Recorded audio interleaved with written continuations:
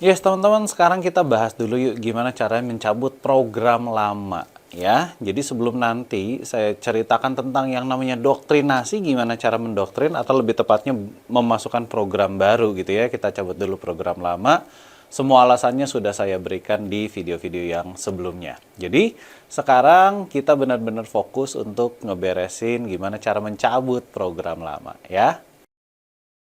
Oke, yang pertama adalah teman-teman kan sudah ada bukunya ya. Nah, di buku itu teman-teman lihat tabel yang saya berikan sekarang ya.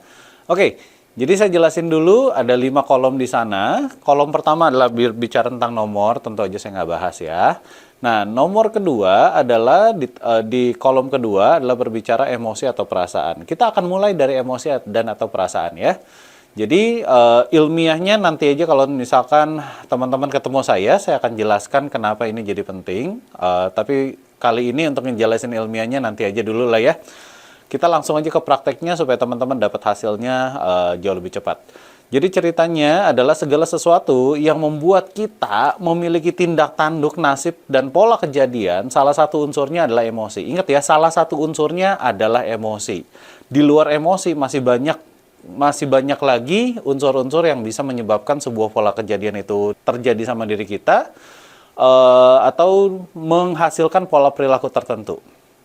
Tapi apapun pola perilakunya itu terjadi paling gedenya adalah karena ada emosi dan atau ada perasaan. Jadi sekarang teman-teman, yang teman-teman perlu lakukan adalah datain semua emosi atau perasaan yang paling sering bermain dalam kehidupanmu sehari-hari, apapun itu. Misalnya marah, kesal, sedih, kecewa, terluka, kemudian merasa tidak bahagia, merasa sendirian, nggak dapat support, merasa bahwa apapun yang saya lakukan sia-sia, merasa segala sesuatu yang saya lakukan hasilnya minim banget gitu ya, dan lain sebagainya. Dan ingat, perasaan itu kalau dirimu sudah lewat dari usia 30 tahun, minimal ada 3.000 emosi gitu ya. Jadi kalau dirimu bisa menuliskan 10 aja, ini baru langkah awal untuk bisa ngeberesin kehidupanmu jadi jauh lebih baik. Ingat, baru langkah awal. Tapi setidaknya ini akan melatih diri kita untuk bisa peka terhadap apa sih yang selama ini bermain di badan saya, di badanmu gitu ya, di badan teman-teman, bermain di hatimu yang selama ini membuat auramu mengundang kejadian atau pola perilaku tertentu. Jadi hari ini teman-teman singkat aja. Teman-teman silahkan tulis emosi atau perasaan negatif yang paling sering muncul di dalam kehidupanmu sehari-hari. Pause video ini, tuliskan dulu ya. Setidak-tidaknya atau sekurang-kurangnya 10 emosi.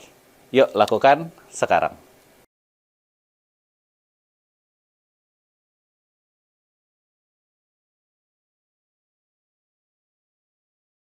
Oke, sudah ya, saya anggap sudah. Nah, kemudian teman-teman, sebelah kolomnya itu ada yang namanya lokasi di tubuh. Maksudnya apa sih? Contoh teman-teman. Contoh ya, teman-teman pasti pernah lihat ada orang marah gitu ya.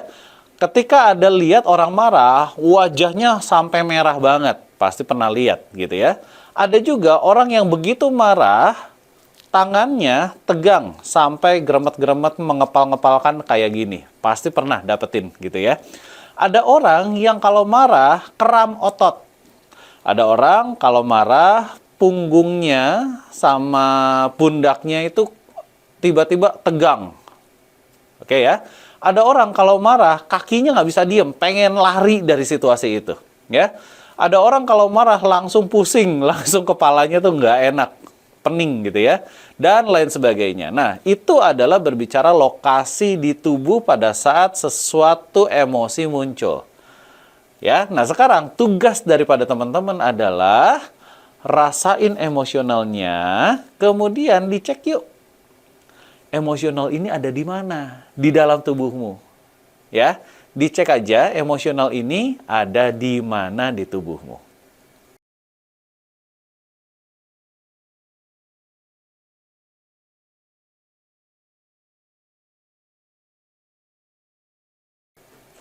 Contoh, ada orang yang, misalkan contoh ya, kalau tadi rasa marah, misalkan contoh ya, rasa takut. Ada orang yang kalau takut, wajahnya berada, begitu dirasain, oh iya ya, takutnya tuh di wajahnya dia. Ada orang yang kalau takut adanya di dada. Ada orang yang kalau takut adanya di tangan. Ada yang di kaki, ada yang di perut, ada yang di punggung. Ada yang cuma satu titik doang, di ujung jari telunjuk gitu. Ini rasa takutnya ternyata ada di sini gitu lah ya. Misalnya, kalau itu terjadi, tulis aja. Nah, teman-teman, ini akan melatih kamu, melatih dirimu untuk jadi peka terhadap apa yang sebenar-benarnya terjadi sama dirimu, gitu. Jadi, kalau dirimu sudah benar-benar ngelatih peka, dirimu akan ngerti bahwa emosional ini cuma satu titik di badanmu. Tapi, begitu emosionalnya meledak, seolah-olah satu badan ini semuanya penuh dengan emosional. Padahal aslinya cuma di satu titik doang. Dan nanti teman-teman akan juga bisa ngerasain, misalnya contoh begini, marah di mana? Oh, di dada, Pak. Kesel di mana? Di dada juga, Pak. Gitu ya. Kemudian takut di mana? Di dada juga, Pak. Nah, tetapi yang teman-teman nanti akan bisa ngerasain, marah tuh di sini, kesel tuh di sini, kemudian si takut tuh di sini. Jadi, walaupun nunjuk dada, titiknya tuh berbeda. Oke ya? Nah, sekarang tugas teman-teman adalah rasain emosionalnya, sedikit aja gitu ya, rasain emosionalnya, titik pertama kali dia ada di tubuhmu di sebelah mana. Oke? Lakukan sekarang satu persatu. Jadi caranya gimana sih? Caranya misalkan teman-teman kan tadi udah nulis 10 emosi ya. Fokus ke emosi pertama. Misalnya kesal, misalnya. Saya mau memunculkan rasa kesal dong. Terus tutup matamu, rasa kesal tolong muncul sekarang. Nanti secara perlahan dia akan muncul rasa kesalnya. Nah, tugas teman-teman pada saat dia muncul pertama kali dari tubuh sebelah mana. Ya, silahkan lakukan itu sekarang. Setelah dapat, tulis ya. Lakukan sekarang, pause dulu video ini.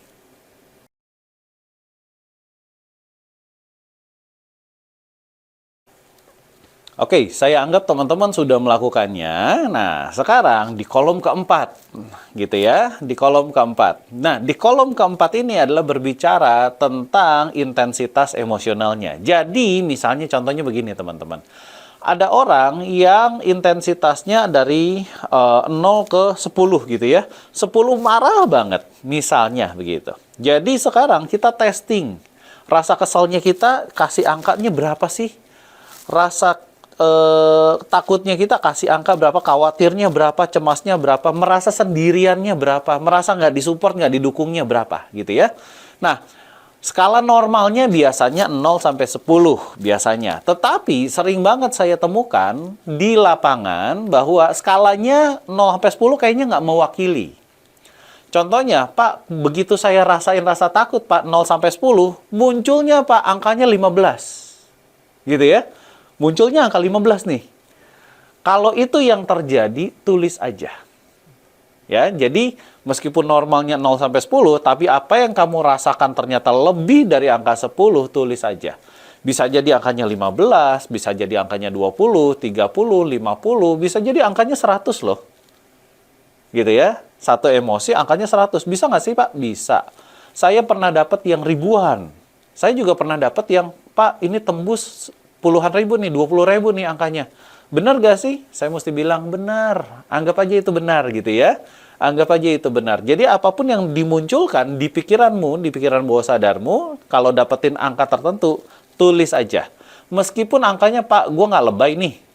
Enggak, teman-teman nggak lebay. Pokoknya tulis aja. Meskipun mungkin nanti, Pak, angkanya ratusan ribu, angkanya jutaan, ratusan juta malah. Nggak masalah, tulis aja. Ya. Jadi, izinkan angka-angka itu memang benar-benar mewakili hatimu. Nggak usah dibatas-batasin gitu lah ya. Kalau itu memang angka yang tepat untuk mewakili dirimu, tulis aja. Oke? Caranya gimana? Simple aja. Yuk, ikutin saya. Sekarang kita praktek, tutup matamu. Begitu tutup matamu, fokus kepada satu emosi yang tadi dirimu sudah tahu titiknya di tubuh sebelah mana. Oke. Caranya, buat teman-teman yang masih belum dapat, caranya sederhana. Saya mengizinkan untuk memunculkan emosi titik-titik-titik yang tadi ada di tubuh sebelah titik-titik-titik. Ngomong seperti itu. Dan sebentar lagi, teman-teman, emosional ini akan muncul. Ketika dia muncul, tugasmu adalah memperhatikan berapa angka yang bisa mewakili intensitas emosi ini. Kalau sudah dapat, buka matamu, tuliskan secara langsung ya. Oke, jadi teman-teman bisa lakukan secara mandiri sekarang. Silakan lakukan pause video ini.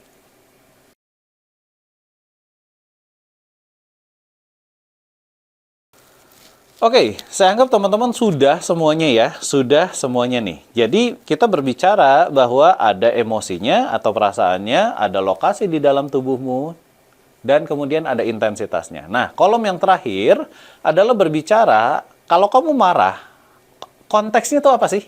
Keterangannya itu apa? Jadi setiap emosional sudah dipastikan ada konteksnya, ada keterangannya. Nah, sekarang dirimu silahkan catat.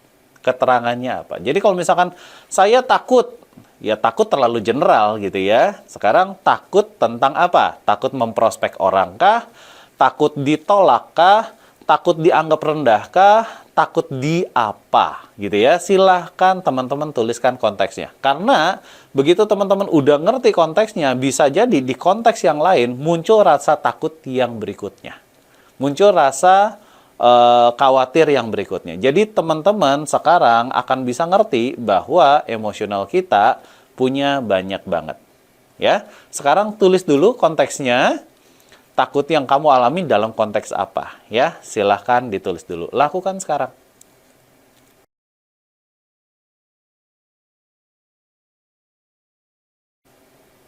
Oke, sekarang saya anggap teman-teman sudah melakukannya ya. Teman-teman sudah hebat melakukannya. Nah, begitu teman-teman baca lagi, mungkin ada beberapa emosional yang tiba-tiba teman-teman tambahin karena konteksnya berbeda. Jadi kalau misalkan rasa takut, contoh ya, takut closingin orang, takut ngajakin orang ke pertemuan, takut apa lagi?